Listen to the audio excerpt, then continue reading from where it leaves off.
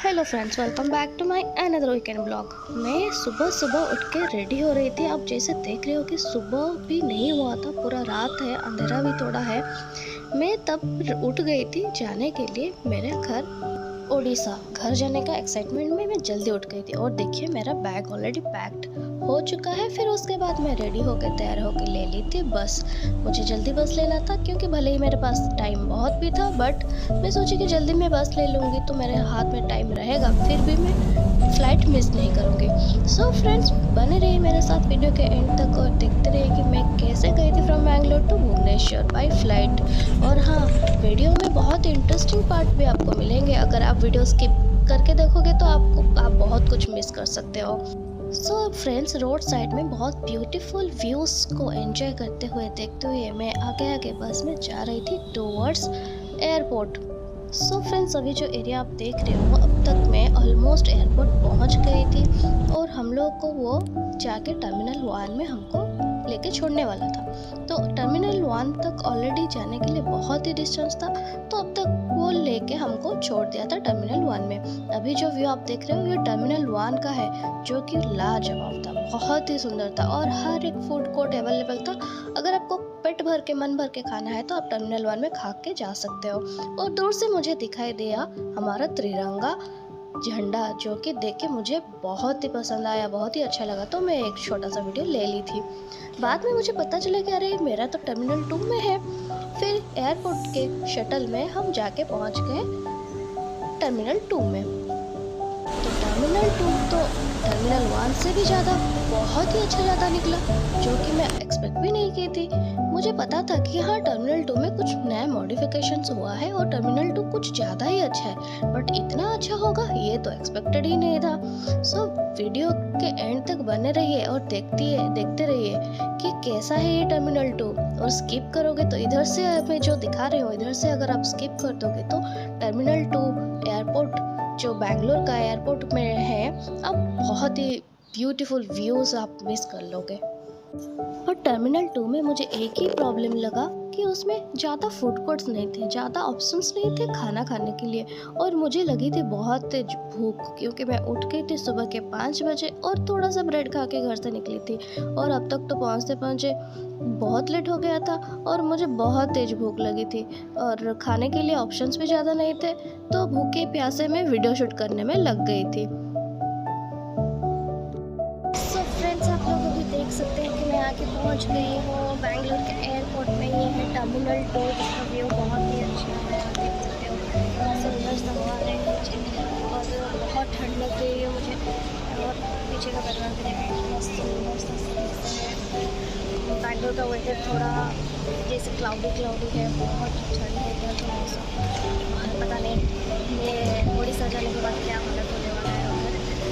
जितना तक मुझे पता है कि उधर बहुत ही धूप हो रहा है, अभी गर्मी भी है बहुत, बट इधर तो बहुत ही ठंड के बारे में मेरा तो हालत ख़राब हो रहा है, तबीयत भी ख़राब है, इसलिए मैं इतना एक्टिव भी नहीं हूँ वीडियो शूट करने के लिए। तो फिर भी शेयर करना था तो मुझे करना पड़ रहा है। ठीक है फ्रेंड्स, मिलते हैं आगे। सो फ्रेंड्स, जैसे कि मैं अभी बोल रही थी, मेरा तबीयत बहुत ही ख़राब हो गया था क्योंकि मुझे हो गया था बहुत तेज कोल्ड और फीवर और टॉन्सिल भी निकल गया था। तो मेरा मुंह पूरा फूल गया था, तो मेरा दोनों गाल भी फूल गए थे, तो मुझे बहुत ही अनकम्फर्टेबल लग रहा था। बट फिर भी मुझे ट्रैवल करना था, तो मैं कैसे मेरा ट्रैवल मिस कर दूँ। सो फ्रेंड्स, जैसे कि मैं अभी आप लोगों को दिखा रही हूँ, ये जो टर्मिनल 2 के जो एयरपोर्ट का जो टर्मिनल 2 में इधर हर एक जगह में ग्राफिटी बना था और ग्राफिटी में जो रिप्रेजेंट किया गया था वो बैंगलोर का कल्चर, बैंगलोर का पार्क, थीम पार्क, हर एक चीज़ को ग्राफिटी में रिप्रेजेंट किया गया था। जैसे कि कब्बन पार्क हो गया, ब्रिगेड हो गया, ब्रिगेड का टेक पार्क हो गया, हर एक छोटी छोटी चीज़ को उधर ग्राफिटी में रिप्रेजेंट किया गया था,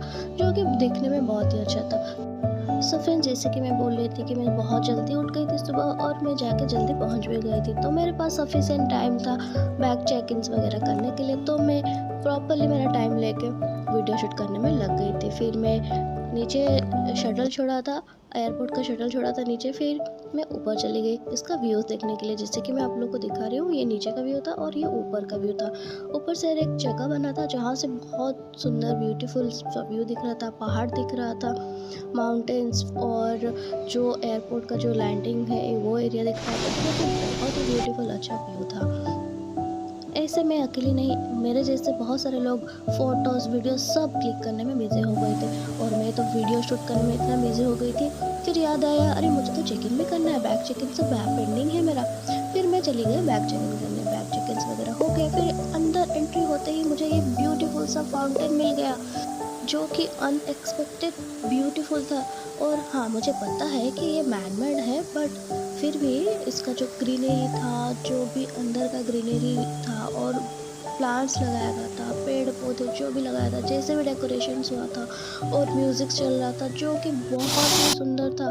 और मेरा तो आंखें नज़र नहीं हट रही थी कि ये क्या मैं देख रही हूँ, मैं कहीं घूमने आई हूँ या ये एयरपोर्ट ही है। मुझे तो बिलीव ही नहीं हो रहा था इसका इतना अच्छा सा व्यू देख के। उसके बाद बहुत सारा मैं उधर फ़ोटोज़ वीडियोस ऐसे बहुत सारा क्लिक करने के बाद मैं चली गई अंदर। मेरा गेट नंबर मिला हुआ था, बट उधर जाने के लिए भी उसके बाद बहुत सारे प्लेसेस होके जाना पड़ा था और उधर भी बहुत सारे शॉप्स थे। और इधर ऐसे ही एक जो इंडियन कल्चर को जो रिप्रेजेंट करते हैं, सारा का सारा डॉल्स, मधुबनी प्रिंट, जो भी सारा रहता है, जो भी इंडियन कल्चर का रिप्रेजेंट किया जाता है, वो सारा प्रिंटेड होकर इसी था, जो कि मुझे बहुत ही अच्छा लग रहा था। फिर उसके बाद मैं देख ही रही हूँ कि हर एक शॉप का, हर एक ब्रांडेड शॉप का आउटलेट लगा हुआ था। खाने का पीने का ज़्यादा ऑप्शंस नहीं था खाने पीने के लिए, हाँ कुछ शॉप करने के लिए या कुछ गिफ्ट खरीदने के लिए या कुछ हल्का फुल्का खाने के लिए आप उधर कुछ खा सकते हो या कुछ खरीद सकते हो। फिर उसके बाद मैं चली गई नीचे, और नीचे जाने के टाइम में भी वो व्यू बहुत ही अच्छा दिख रहा था। फिर उसके बाद मैं नीचे जाके बैठ गई, उसके बगल में ये व्यू था। ये जो एरिया था ये था स्मोकिंग जोन भी एयरपोर्ट के अंदर, वो बहुत ही सुंदर था। फिर उसके बाद मुझे याद आया कि मैं तो खाली हाथ जा रही हूँ, मैं खाली हाथ क्यों जाऊँ, मेरे पास तो ऑप्शंस है। फिर मैं ऊपर चली गई और एक बार फिर ऊपर जाने के बाद मुझे कुछ शूट वगैरह खरीदना था तो मैं खरीद ली। फिर मैं चली गई नीचे जाके वेटिंग एरिया में मैं जाके बैठ गई। तब तक गेट ओपन हो चुका था। फिर मैं चली अंदर जाने के लिए। फिर थोड़ा बस में गए, बस में जाने के बाद हमारा जहाँ तक मेरा एयर एशिया फ्लाइट था उधर तक जाके पहुँच गए। फिर उधर जाने के टाइम में फिर भीड़ बन गया। फिर भीड़ में मुझे वेट करना पड़ा, लाइन लगा के खड़ा वेट करना पड़ा था। फिर वेट करने के बाद मैं अंदर चली गई और बाई मिस्टेकली अनफॉर्चुनेटली मुझे विंडो सीट नहीं मिला था। फिर मैं हो गई थी बहुत ही बोर, और ऊपर से फ़ोन को भी मैं एयरप्लेन मोड में रखती थी। फिर उसके बाद मैं जाके पहुँच गई थी भुवनेश्वर के एयरपोर्ट में, जैसे कि मैं आप लोगों को दिखा रही हूँ। भुवनेश्वर एयरपोर्ट में पहुँच गई थी। उसके बाद मैं बैग लेने के लिए बेल्ट तक जा रही थी। फिर उसके बाद देखिए ये ब्यूटीफुल सा सैंड आर्ट, ये जो फेमस सैंड आर्टिस्ट है हमारे उड़ीसा के सुदर्शन पटनायक जी का, ये एक मास्टरपीस आर्ट है जो कि एयरपोर्ट में हमेशा लगाया रखा जाता है। हमेशा नहीं, ऐसे डिफरेंट आर्ट का जो सैंड आर्ट का जो डिज़ाइन वो बनाते हैं, कुछ उधर वो रखाया जाता है ताकि वो उड़ीसा का कल्चर को रिप्रेजेंट करे। उसके बाद ये देखिए कितना ब्यूटीफुल सा जो कल्चर को रिप्रेजेंट करते हुए कुछ डिज़ाइंस डेकोरेशंस ऐसे हुआ था। फिर उसके बाद मैं आ गई थी बाहर आने के बाद मैं वेट कर रही थी मेरे भाई के लिए, और मैं बहुत ही बोर हो रही थी। और क्योंकि मुझे बहुत ही तेज़ भूख लग रहा था, इतना भूख लग रही थी कि मेरा मुझसे रहा ही नहीं जा रहा था। मैं सुबह 6 बजे 5 बजे कुछ खा के आई हुई थी, और ये मेरा भाई एक लुक दे के हंसते हुए आके मेरे पास पहुंच गया था। फिर पहुंचने के बाद हम स्टार्ट हो गए थे जाने के लिए घर जाने से पहले मैं सोची कि थोड़ा बाहर खा के ही जाऊं, क्योंकि इतना तेज़ भूख लग रही थी कि मेरे पास पेशेंस बिल्कुल भी नहीं था। सुबह के 6 बजे मैं कुछ खाई थी और अब तक तो 3 बज चुका था। फिर मैं और मेरे भाई एक नियर बाई कुछ रेस्टोरेंट तक चले गए और कुछ खाना ऑर्डर कर लिया। खाना खा के फिर मैं स्टार्ट हो गई जाने के लिए घर। और सबसे बढ़िया बात था कि मैं घर में किसी को भी बताई नहीं थी कि मैं जा रही हूँ, और टुगू को तो बिल्कुल भी नहीं पता था कि मैं जा रही हूँ। इवन इफ मेरे भाई को भी नहीं पता था, मैं सुबह ही उसको बोली थी कि मैं जा रही हूँ करके। फिर भुवनेश्वर का जो रोड व्यूज़ है, जितना भी व्यूज़ है रोड साइड का, जितना भी जो है जो मैं घूमते हुए गई थी, फिर देखते हुए मैं जाके पहुंच गई टुगू के पास। और वो मुझे देख के बहुत ही शौक हो गया था, और मुझे यही देखना था कि वो कैसे शौक हो रहा है। तो मुझे देख के पूरा शौक ही हो गया था कि अनएक्सपेक्टेडली मिमी कैसे आके पहुंच गई इधर। और इधर मैं आप लोग को बता दूँ मिमी कौन है। मिमी मैं ही हूँ और वो मुझे मिमी ही बुलाता है। तो वो मुझे देख के तो 5 to 10 मिनट्स तक ऐसे ही बिलीव ही नहीं कर पा रहा था कि मैं आके उसके पास पहुँच भी गई हूँ। तो फ्रेंड्स, आज के लिए मेरा वीडियो इधर ही तक था।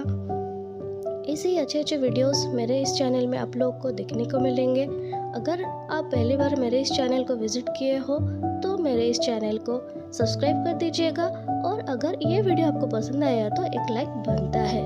तो फ्रेंड्स, मिलती हूँ आप लोग के साथ और एक वीडियो में और एक इंटरेस्टिंग ब्लॉग में। तब तक आप मेरे इस चैनल को लाइक, शेयर, सब्सक्राइब कर दीजिएगा। हाँ, मैं देख रही हूँ आप लोग ना सब्सक्राइब नहीं कर रहे हो और देख रहे हो, तो फ्रेंड्स मैं रिक्वेस्ट करूँगी कि आप लोग मेरे इस चैनल को सब्सक्राइब भी कर दें। Thank you.